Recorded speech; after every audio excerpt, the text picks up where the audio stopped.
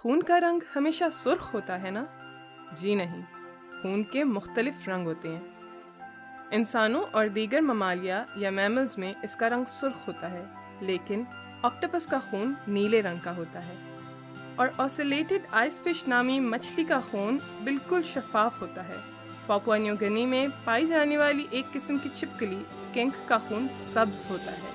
تو یہ نہ سوچیں کہ خون ہمیشہ سرخ ہوتا ہے۔ اس ویڈیو میں ہم خون کی ساخت اور اس کے مختلف حصوں کے کام کے بارے میں جانیں گے۔ خون سرخ خلیوں یعنی ریڈ بلڈ سیلز، سفید خلیوں یعنی وائٹ بلڈ سیلز، پلیٹلیٹس اور پلازما پر مشتمل ہوتا ہے۔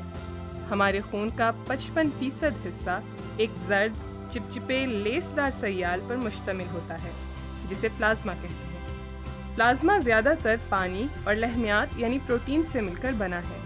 پلازما غذائی اجزاء، ہارمونز اور پروٹینز جسم کے مختلف حصوں تک پہنچاتا ہے، اور یہ جسم میں گرمائش بھی پہنچاتا ہے۔ اس طرح یہ کافی اہم ہے۔ تاہم خون کا سرخ، نیلا، سبز رنگ یا بے رنگ اس کی وجہ سے نہیں ہوتا۔ خون کا تقریباً 45% حصہ ریڈ بلڈ سیلز پر مشتمل ہے۔ ریڈ بلڈ سیلز بہت چھوٹے، زو محدب ٹکیا یعنی بائی کانکیو ڈسک جیسے اور چپٹے ہوتے ہیں۔ انہیں ایریتھروسائٹس کہا جاتا ہے۔ یہ ہڈیوں کے گودے یا بون میرو میں بنتے ہیں، اور ان میں آئرن پر مشتمل پروٹین پایا جاتا ہے جسے ہیموگلوبن کہتے ہیں۔ ہیموگلوبن کی مدد سے ریڈ بلڈ سیلز پورے جسم کو آکسیجن فراہم کرتے ہیں، اور اسی کی وجہ سے خون کا رنگ سرخ ہوتا ہے۔ آکٹوپس میں ایک مختلف قسم کی پروٹین ہیموسائنین پائی جاتی ہے، جس کی وجہ سے اس کا خون نیلا ہوتا ہے، اور آئس فش میں ہیموسائنین یا ہیموگلوبن دونوں میں سے کچھ بھی نہیں ہوتا، اس لیے اس کا خون بے رنگ ہوتا ہے۔ وائٹ بلڈ سیلز اور پلیٹلیٹس ہمارے خون میں 1% سے بھی کم مقدار میں پائے جاتے ہیں۔ وائٹ بلڈ سیلز ہمارے محافظ ہیں۔ یہ ہمارے جسم کو بیماری پھیلانے والے جراثیموں یعنی پیتھوجنز سے محفوظ رکھتے ہیں۔ یہ چالاک چھوٹے خلیے یہ کام 2 طریقوں سے کرتے ہیں۔ وائٹ بلڈ سیلز کا 70% حصہ فیگوسائٹس پر مشتمل ہے، جو ان جراثیموں کو نگل جاتا ہے۔ اس عمل کو فیگوسائٹوسس کہتے ہیں۔ باقی لیمفوسائٹس ہوتے ہیں جو اینٹی باڈیز بناتے ہیں۔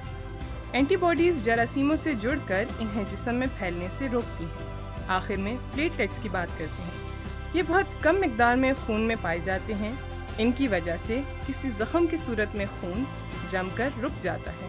اس طرح خون کا بہاؤ رک جاتا ہے اور جراثیموں سے بچ جاتا ہے۔ اس ویڈیو میں ہم نے جانا کہ خون ہمیشہ سرخ نہیں ہوتا، اور اس کے رنگ کا انحصار اس بات پر ہوتا ہے کہ ریڈ بلڈ سیلز کن اجزاء سے بنے ہیں۔